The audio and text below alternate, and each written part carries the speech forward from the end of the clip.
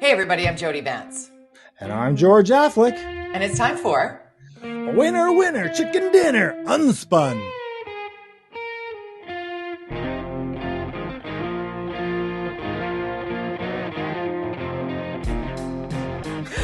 Winner, winner, chicken at dinner, or shall I say au déjeuner? Déjeuner, because you just got back from Montreal. Oui, oui, bonjour. Yes. Oui, bonjour. Did you enjoy the beautiful city of Montreal? I did, actually. I was there for a very whirlwind, exhilarating, and exhausting first assignment for Al Jazeera English. Right. It was something else. I ended up in the Justin Trudeau Liberal election night headquarters at the Fairmont there. It was quite the adventure. I could tell stories for days, George. Great place to be if you win, terrible place to be if you lose. And you know what? There was this sort of feeling over the course that obviously we were there in the afternoon to set up all the major media, all around us, and we were kind of tucked in the side there, and fascinating to watch, and sort of the tense optimism, the tense optimism that was sort of there when we arrived. And then when the polls started closing, there was this like continued sort of, I'm not sure optimism. And then when the big dump came, when the majority of the polls closed across the country. Quebec and Ontario, as usual. Yes. But the scoreboard watching, I tell people it did feel very similar to 2011 and the Stanley Cup run in terms of my reporting experience, having done both. Because you don't. I mean, I don't watch sports, and that's why I'm into politics. I can't do both, so I think it's too much of time consuming. But I find politics a lot like sports. I just experienced that in a major way, and then watching it escalate into what would become a victory speech in that room, and having one ear on the concession speeches and shots fired. So let's unpack some of this stuff, George. I want to tap into what you know to be true behind the scenes in politics. Do we start with? Let's start with the impacts that the fringe had on. Well, frankly, Aaron O'Toole's Conservatives. Let's start with the People's Party of Canada impact on the Conservative Party, in your opinion.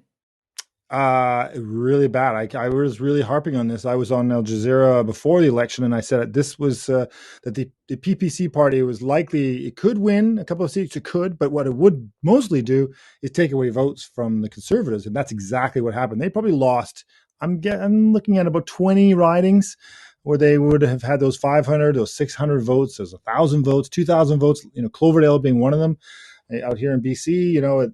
These are ridings that are traditionally Conservative, and they flip to Liberal or NDP, but mostly Liberal, because the right split the vote. And this is classic politics. And I'm betting that there was funding going to PPC that was probably the Liberal Party, because that's what happens in politics. Suddenly donors are like, oh, let's give money to the party that's going to split the vote.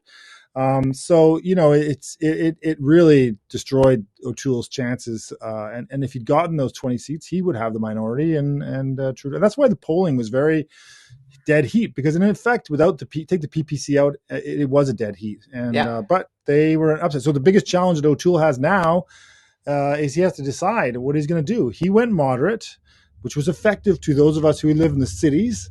We liked it, but it wasn't enough to win any seats. And in fact, he did win any seats in the major ridings, but he lost a bunch in various places like the Atlantic. And he also drove people, a certain fringe, to the PPC party. And how does he want those people back? Can he survive if he does bring those people back? Can he survive without those people?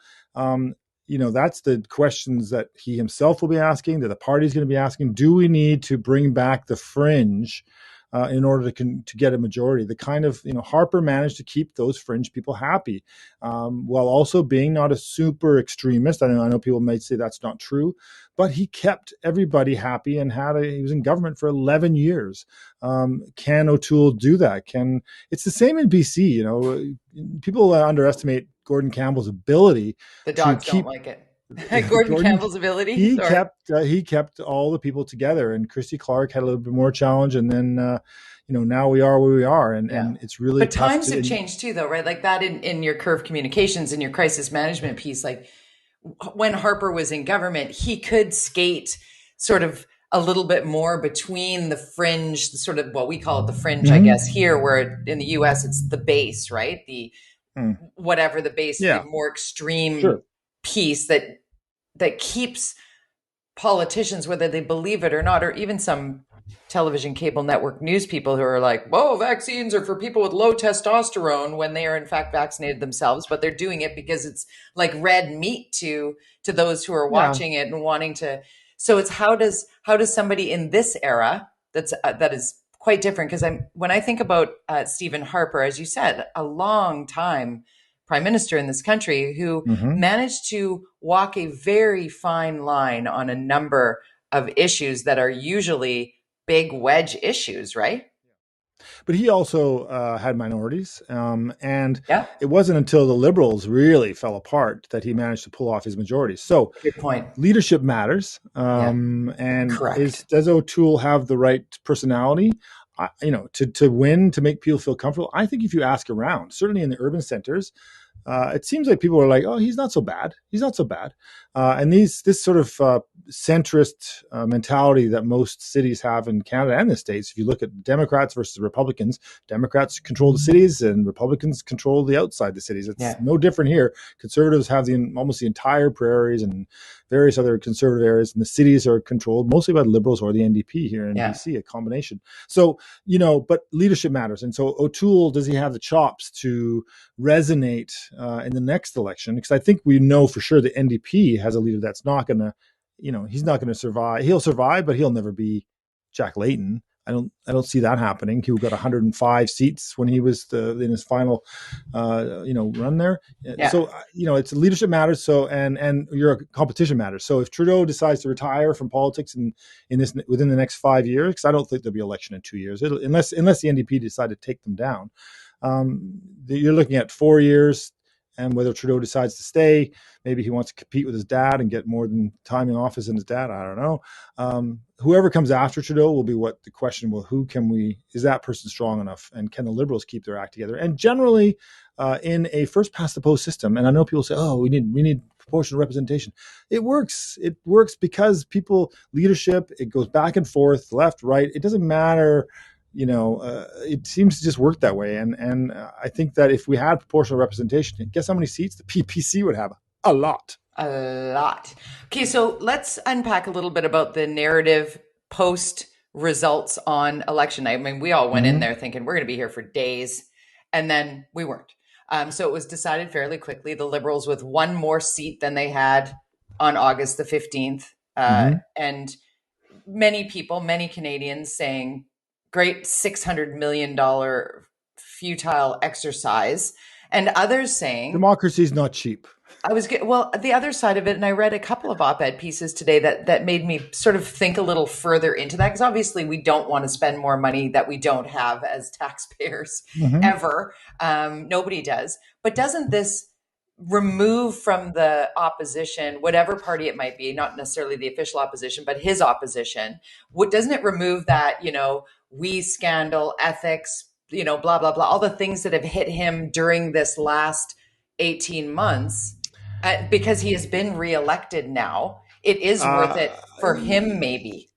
yes, I think obviously he wanted a majority, and that was his play. I Obviously. don't think he didn't get that, but he did get what he had, and it is no matter what. And he did say this in his speech about this is a mandate, and it is because the challenge he would have had as we exit out of COVID, if that ever happens at this rate, people are going to start going, okay, but did he do a good job? And then they'll have all this stuff and a little bit about money, but Yeah. generally the electorate is smart. They're intuitive. They know, and so their decision, even though you see different changes, and people call it a shift of a few key people, but it ends up where we were before. It means that that's what people wanted. I Yeah. really do think that this is people are comfortable with a minority government, and they were comfortable with Liberals, and generally probably would have been comfortable if the Conservatives had got a minority. What the people in this country have proven is that with 4 or 5 or 6 political parties, that it's tough to get a majority.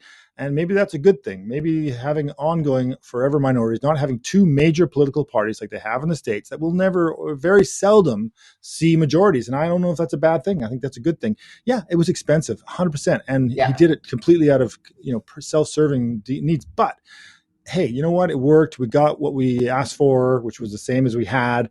And it cost $600 million, but it's better than the alternative, which is what? Fascism. I mean, what are you asking? I love that. Called an election. It cost $600 million. That's what it costs. Yeah. Would it cost that 2 years from now? Of course. Would it cost that? It wasn't like this is money that wouldn't otherwise eventually been spent. It's like saying, I'm going to just, put this Band-Aid on the problem here and then do the full work 2 years from now and try and make like that's going to save money. I love the unspun nature of the statement that you just made. Like, it's better than what? Fascism. Like, democracy costs money. It does. It's built into our system. 100%. And of course it was. Maybe the money could be waited a couple of years, but for sure. Or it'll be more expensive. We got out of a system. Hey, and guess what? The Conservatives ran a campaign, the NDP ran a campaign. If they really wanted to not, they could have just stood up and said, okay, we'll just stay at home and not spend any money or not take the cash. What are we asking here, right? Let's talk about the NDP briefly here, because you mentioned, Jagmeet Singh is not going to become Jack Layton. It was floated, I believe it was my Rick Mercer conversation last Thursday. I think it was for the UBCM. I had the fireside chat with Rick Mercer, which was so entertaining. Not that we were entertaining, sorry. I wasn't throwing myself a compliment there. It was actually, he's so entertaining. He's got as much gray hair as me now. He does. You're very similar, you guys. We could all hang out together in the new times, in the next times. But he floated the idea that perhaps Jagmeet Singh isn't playing for that federal position, but perhaps a spot as Premier of Ontario. Oh God, I can't imagine Ontario ever voting back at NDP. And if they were interested in the NDP, they would have shown it in this election, and they didn't. I think that's probably misguided. I think maybe more likely is Premier of BC. He lives here now, and somebody's got to come after Horgan. I think what we know for sure is that he doesn't resonate in a cross country way that Jack Layton did. Right. He doesn't have the momentum. If it was going to happen, it was going to happen in this election. It didn't happen. Is it enough to get him and give him the boot? I don't think so. Because you know what? He's good enough. He took him and got him an extra few seats. They seem to have controlled their infighting for now, but he has to start asking himself, okay, what is my future? He has to be able to answer the tough questions. Like, when the question comes up, it's like, we own a pipeline. If you become prime minister, what do you do with it? And he pivoted. It's like, you can't do that. You can't, for the marginally engaged voter, they're going to see that and go, okay. And you don't have a costed out budget. You got a budget that says you're going to fix everything with no money. I thought socialists loved controlling all things government and owning all the oil rights and all the oil. Isn't that what socialist governments do? They buy all the things. They nationalize the oil industry. Isn't that what they do? I mean, isn't that what they do? How do you square that circle? Is that what circle square? Circle, Green Party leader Annamie Paul last. Yeah, in her riding, brutal. I was feeling like she really. I think I'm sad for her because she did a really good job in the debate. Yeah. There's somebody who had really no support from her own party. That party, talk about infighting and BS about not getting behind your leader, which probably I wonder was race based. Was it prejudice? Was it what was that all about? Because she seems quite competent, quite nice and smart, and was strong. Cares, clearly cares. Clearly cares. But her party, they got the same, they got 2 seats, right? So, she didn't do any worse than the previous person who seems to be stabbing her in the back at every chance she gets. So it's wild, man. Which is the worst thing to do. Get off, it's over. Let it go. Yeah, if you want to continue to have that position, keep the position. Don't move out of the position and then not cool. Attack. It's not cool. It isn't. You're right. You're right about that. One more thing on the Conservatives, because I want to move to COVID-19 in our next portion of this podcast. We are at this moment trying to also inform people about who we are, because you are a great follow on Twitter at George_.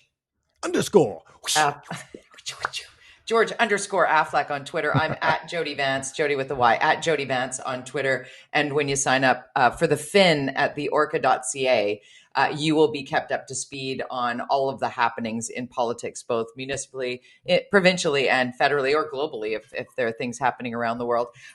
But I want to move into the COVID piece, but keep one foot in politics, because Yes. how much do you think, George, the Jason Kenney debacle management of COVID, by lifting everything, going, yeehaw, we're gonna have the greatest summer ever. It's here we go, July 1st, and having Aaron O'Toole endorse that and that come back to haunt so close to an election, right? Like the Yeah. implosion of the COVID response as a result of that.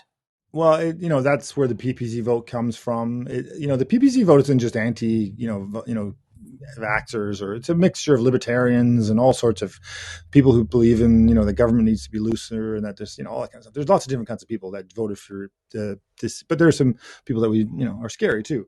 But what it did, what the challenge for O'Toole is he looked a bit too flip floppy, and that's the worst thing you can do in politics is do a flippity flop, because that's what did Adrian Dixon, and when he ran for premier, and that's kind of, so then you've got your supporters go, oh wait a minute, he's looking a bit like wishy washy on. I mean, either Excuse you're me, the behind dogs it. are barking as my kids walking through the door. Oh, Come in, close the door. dogs and kids. I'm currently recording my podcast. Nice to see you. Brady's home. What was it? Who's that famous actor who says never want to act with kids or dogs ever? Kids or dogs? Well, I just had to do with both. Up you go. Take the dogs with you. Go. They're so happy to see him. I know they are. They're all like, go guys. So what you were saying was about the So I just think that it just piece. Yeah, it just got it. It just fostered that split.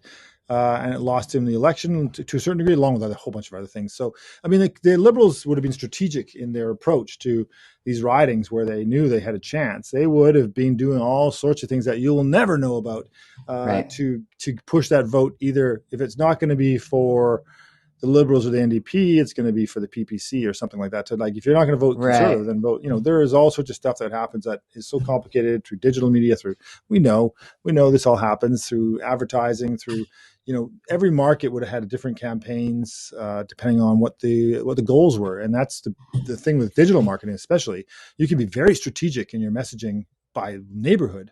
And so if you say in Granville you want the message to be this or that, then you put that message in that neighborhood. Tuck it right in there. Look at your curve communications coming into play there. You brought up Granville, and as we're watching the results coming in, we should mention this before we move further into COVID-19 and some updates on that here in BC. But Talib Noor Mohammed won that Vancouver Granville. Like, the count just came in, a few minutes ago. It's Wednesday, by the way. We're recording a day early. Wednesday, just for those people who are listening, and we're still waiting for the results in Nanaimo. But yeah, that's it's surprising how close that was, and actually surprising how bad the Conservatives did there. That is a riding that usually flips between the Conservatives and the Liberals. NDP are usually never in there. And it's a fairly new riding in some ways. It was a split of the other ridings, but still, it's got Shaughnessy, this very fancy neighborhood. It's very wealthy. Yes. The dogs. Is that your kids or the kid or the dog? The dogs now. We've they're fine. I can't hear it. It's fine. Okay, fine. It's very loud in here. No, it's fine. I can't okay, this is an adventure. Welcome to my life of the last couple of weeks here. They missed you on your little trip to Montreal. Oh, anyways, it's that Granville riding. It is really generally it's surprising how bad the Conservative candidate did. I thought they had a good chance, and they should have won. I think if they'd run a more high-profile candidate there, they probably would have won that riding.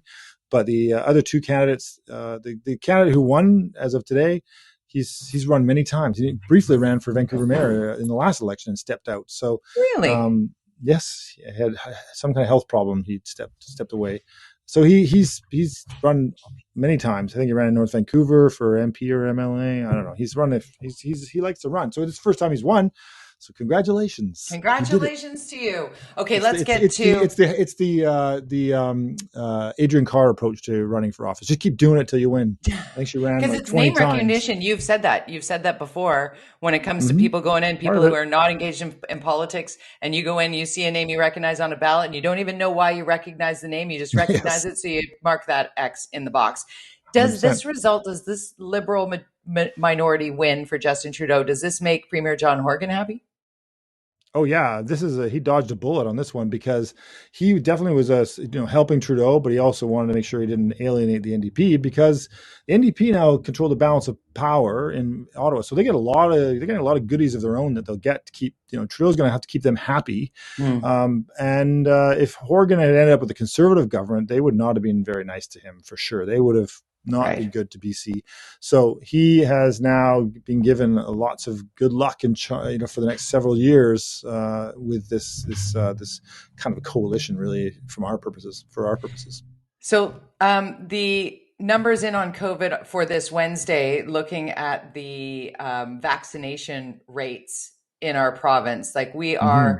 we are playing with high 80s for first dose, like 87.5%, and into the 80th percentile for two doses.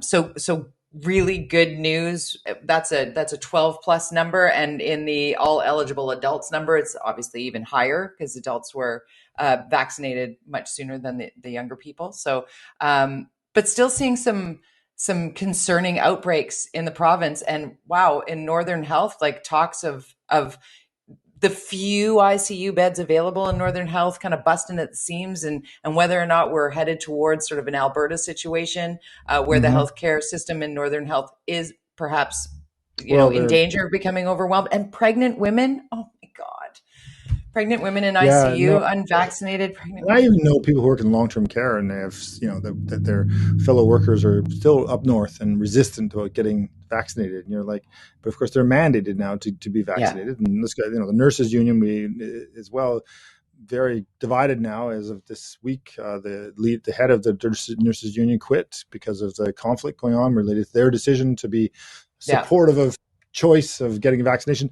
But the north is definitely a challenge, and it doesn't take very many people to fill up the ICU beds up there. They don't have a No, ton, so they're already flying people down here into the Lower Mainland and take up our beds. And I think they said 500 surgeries and have been delayed because of this. Come on, come on. people, Yep. are you Read my kidding column me? from last week on that one, guys.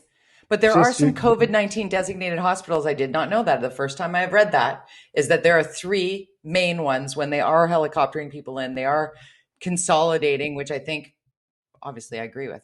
Um, Interesting to imagine. note, and Can you this is a imagine being a sidebar. staff person? Can you No, imagine being a staff person at that place? I mean, no. talk about risking But it your takes life. us exactly, but it takes a very special, incredible individual to take on the role of a healthcare worker, personal care worker. Amazing, It is amazing. amazing. And then there are the fringe, because there's fringe in everywhere. I'm going to tell you the story that I neglected to give you earlier. Hmm. And this is my brother's experience in Tawasin. There's a very vocal nurse. I won't name her here, but she's very vocal. She's out on social media. She's a complete and utter anti vaxxer. She has kids who have told She's mandated that her children are not allowed to mix with other children who are vaccinated because they shed virus. She apparently works at a major hospital that I won't even name that, just to keep it clean. She voted on Monday at the local elementary school that is a polling station, and my brother was there with a number of. I mean, we grew up in Tawasin, so everybody knows everybody, and they're all sort of standing outside the polling station, and they're looking at one another. Hey, how's it going? How's it going? How's it going? Why are we standing outside? And one person said, "Can you guess?" So this one woman who's married to someone who works in law enforcement, both of them are anti-vaxxers, and she went in and refused to put on a mask. But you can't be refused your vote. So they had to close the polling station to everybody, have her come in maskless to cast her ballot, and then they had to sanitize the entire place and reopen. That is so messed up. I mean, I just Mail in your ballot, like mail for in God's your sakes. ballot. Like, what are you doing? You're This is a just person that's showing trusted off with your. our most vulnerable population as a nurse. Come on. Come on. Somebody needs to figure out who I'm talking about and do something about it. No names, just saying. Anyways, freedom of choice, but that's just provocative and not necessary. Yeah. That's come on, just Yeah. we're doing something here democratic about nothing. It's just, anyways. Yeah, Anyways, well, I I mean, needed to but get we're that out. 87%, 87%. So based on the numbers, we're pushing 90. Hopefully, we can get to 90%. But there's like a 3% window in there. Come on, let's get Come to 90, on. because Denmark, as we know, got to 90% a couple of weeks ago, and now they're Lifted. wide open, Lifted wide open. everything. They don't Everything's even have normal. vaccine passports, guys. Don't So even if need you them. want to get rid of the vaccine passports, go get vaccinated. Go Ding get dong. vaccinated. Ding dong. No. Let's get to municipal politics. There was a nice note out of, where was it? Port Coquitlam? Oh, Brad West, I totally, went after him a little bit on NW earlier today. He loves to let you and I know when he does something Little DM. new out there that we're not doing in Vancouver. Sliding in our DMs. I know he's doing that. We're making patios 100% for the next, not pay a dime until 2023 or something. So good on you, Brad The West. expanded patio program confirmed. Yes, they permanent. have. Yes, permanent. They are doing the same in Vancouver, but who knows how that'll work. But hey, what we didn't talk about in the pre-show? The mayor getting attacked at the wine store down the street from where I live. I don't know if you heard that. Maybe you missed it. I saw it. I saw some stories flying around on it, and then I thought that he was going to talk about it, but I hadn't heard anything. He got attacked. It's a case. There's an ongoing case. The guy's dead. It's all very surreal. The whole story is very surreal. But he was, it's not cool. And it took the police half an hour to get there. If this is going to keep happening, and this is Canada. Come on. This is somebody who was hates, Kennedy Stewart, but there's no need for that in his private life to attack him while he's shopping for a bottle of wine. If I saw the members of the park board walking by, I would be like, "How's it going?